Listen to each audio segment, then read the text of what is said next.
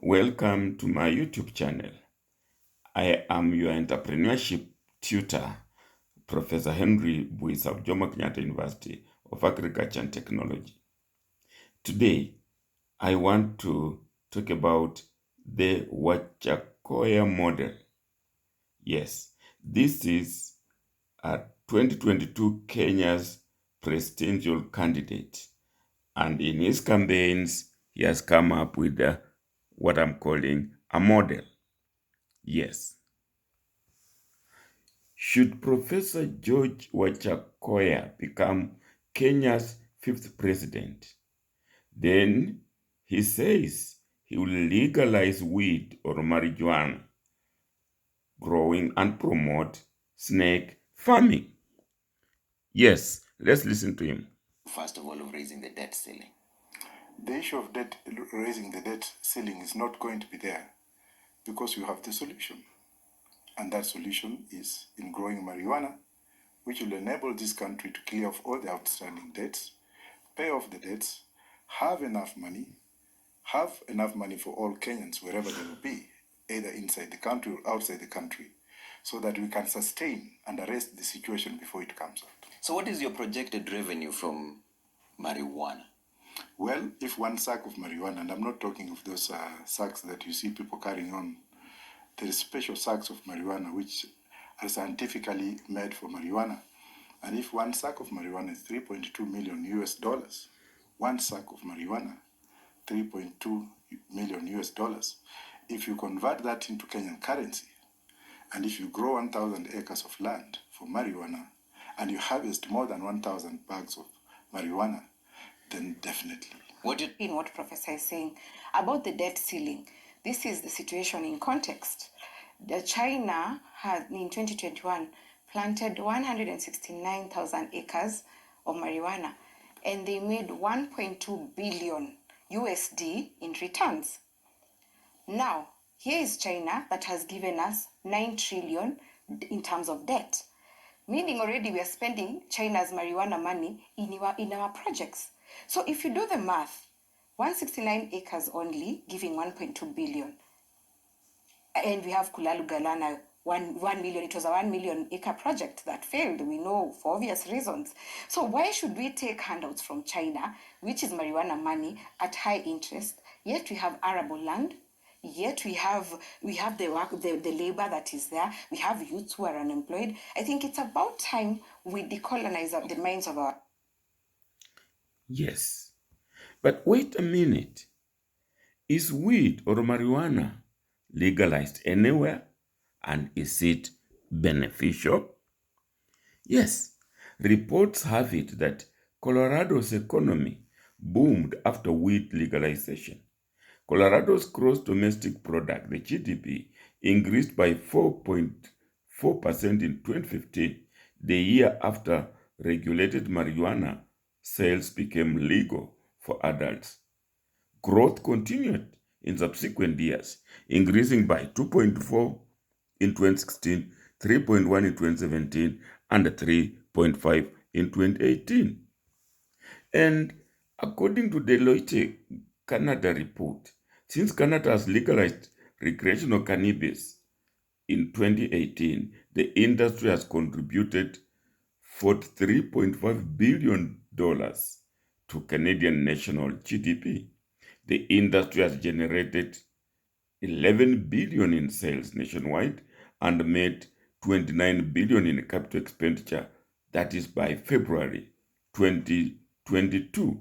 That source can tell you more. And listen to this one. Cannabis legalization is key to economic recovery, much like ending alcohol prohibition helped us out of the Great Depression. By Chris Crane. Our nation is in the midst of the greatest crisis in generations, with the COVID-19 pandemic impacting Americans' physical and emotional well-being, while plummeting the nation's economy into the worst economic downturn in our lifetimes. As the country begins what is likely to be a slow climb out of economic morass, federal, state, and local governments will be looking for new sources of revenue to replenish dwindling budgets and provide jobs to millions of Americans who find themselves out of work. The situation is reminiscent of what the country faced during the Great Depression nearly 100 years ago. At that time, one of the government's solutions was to end its 13-year experiment with alcohol prohibition. Today, the very same factors that caused the government to pull the plug on alcohol prohibition should result in the final nail in the coffin of the country's much longer-standing but equally unjust policy of marijuana prohibition. Already, states across the country have been turning to cannabis businesses as a source of much-needed tax revenue and jobs for their citizens. Nearly every state with legal cannabis has deemed marijuana businesses to be essential during COVID-19-fueled shelter-in-place orders. Massachusetts was the only state with a functional adult-use cannabis market that did not deem it essential during the shutdown, and just this week Governor Charlie Baker reversed course, allowing cannabis businesses to reopen on May 25th for curbside sales.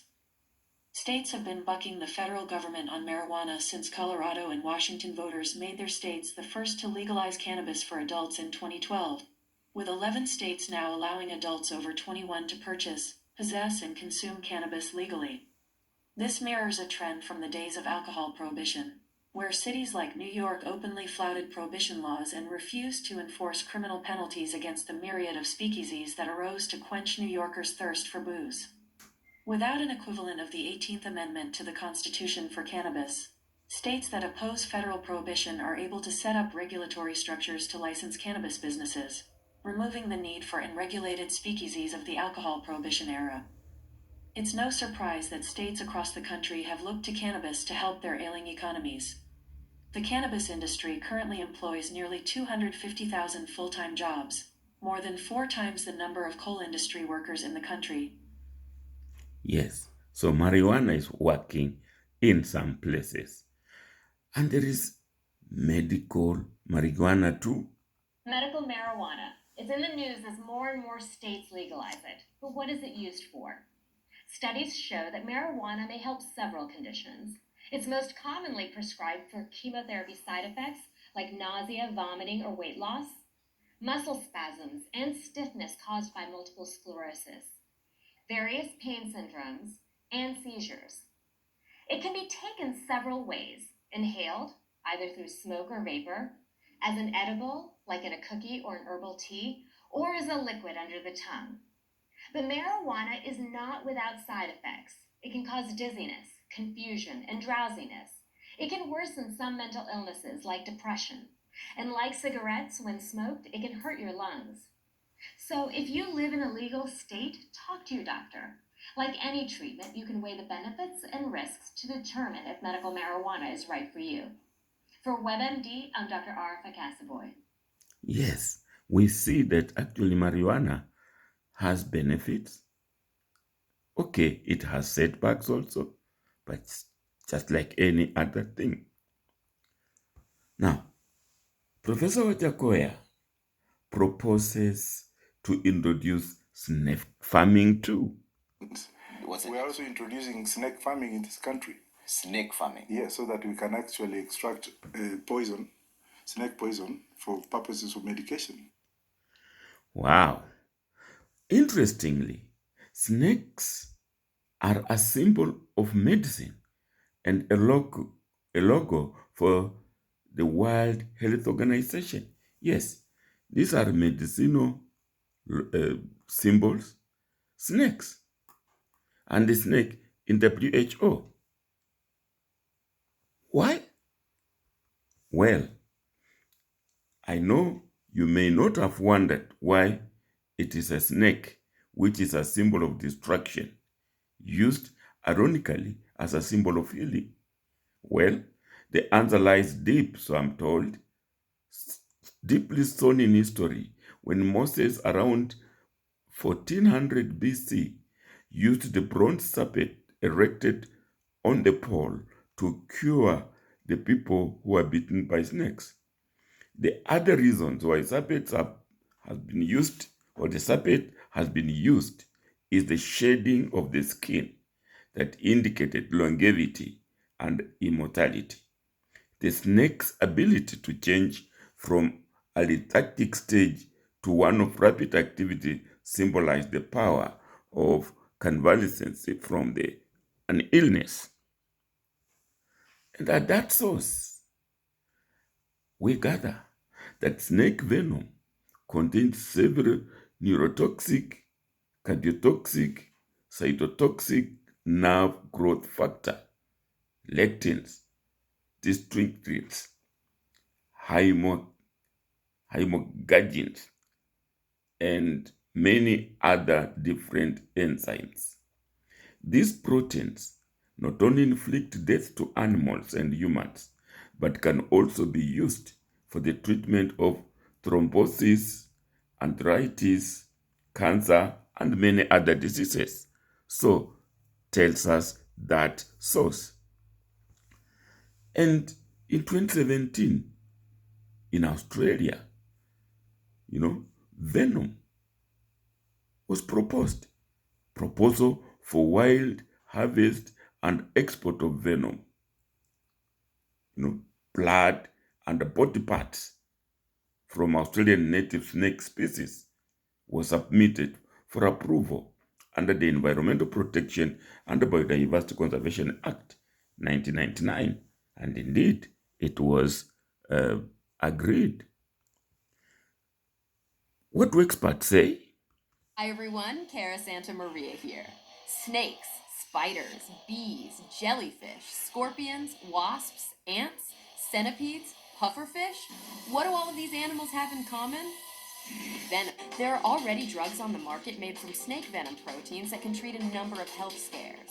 How many more are there yet to discover? But I remember one time where I had a snakebite patient in one bed where I was treating him with anti-venom, trying to combat the venomous effects. And then in the next bed over, we had a patient with a stroke that we were using venom to break up that clot that was being caused by the stroke. So one patient we were treating for a snakebite, and the other patient we were treating with a snakebite. And that's the kind of thing about venom. So certainly it has the power to destroy, but in the right hands, it also has the power to heal. Yes, venom, the snake, it can destroy, but it can heal also, experts tell us. What do I see in all this? In this Wajackoyah model, I see the saying about eggs. The English expression of the day. So we read, don't put all your eggs in one basket. Like, don't make everything dependent on only one thing.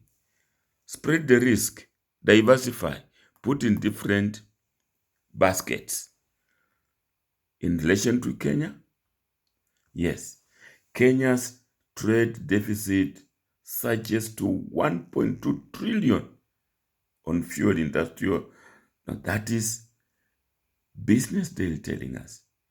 24th of January 2022, Kenya's trade deficit in the 11 months to November 2021 grew to a record 1.24 trillion, widened by the surging fuel and industrial goods. So, imports were heavier than exports. And when that happens, Kenya a deficit. Now, one solution is to make the exports go down, become heavier than the imports. And that might mean export diversification. Yes. Export diversification gives us surplus. It moves us from deficit to surplus because exports will be more or heavier than imports, and we shall have surplus. And with surplus, we can do lots in the country, in the economy. So we have our traditional exports. We have the tea, we have the coffee, we have the flowers, and others. So we need to add on emerging exports. And Professor Wajackoyah talked about marijuana, snake poison, snake venom. And therefore, the old plus the new leads to the surplus. So I can see in Professor Wajackoyah's model need to diversify exports and is proposing marijuana, one of them, snake venom, another, and he thinks with other new exports, we can have our surplus. So, have a marijuana-free day, won't you? Please like it, comment, share, subscribe, and indeed, thank you for watching.